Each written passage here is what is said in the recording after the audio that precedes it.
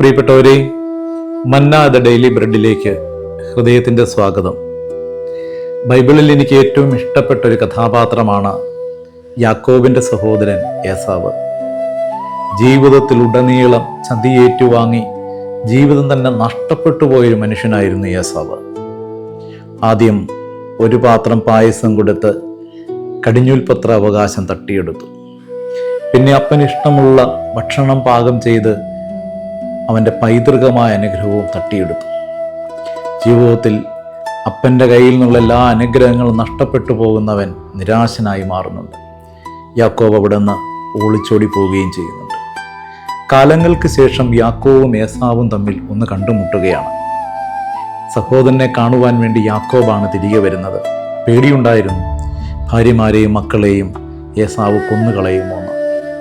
എന്നാൽ പുഴ മുറിച്ച് കടന്ന് ഏസാവിനെ കണ്ടുമുട്ടും നേരം അവൻ തൊഴുതു മടങ്ങി അവനോട് മാപ്പപേക്ഷിക്കുന്നുണ്ട്. എന്നിട്ട് പറയുന്നുണ്ട്, എനിക്ക് ധാരാളമുണ്ട്, എല്ലാം നീ എടുത്തു. ഏസാവ് പറയുന്നൊരു വാക്കുണ്ട്, അനുജ, എനിക്കിതെല്ലാം ധാരാളമുണ്ട്, നിൻ്റെതെല്ലാം നീ തന്നെ എടുത്തുകൊള്ളുക. ഒരു പ്രാവശ്യം പോലും ഇത്രമാത്രം ചതിച്ചവനോട് ഒരിറ്റു പക, ഒരു കണ്ണുനീര്, ഒരു വേദന മനസ്സിനകത്തെ ഏസാവ് സൂക്ഷിച്ചില്ല. അവനിൽ യഥാർത്ഥമായിട്ടും ദൈവമുണ്ടായിരുന്നു.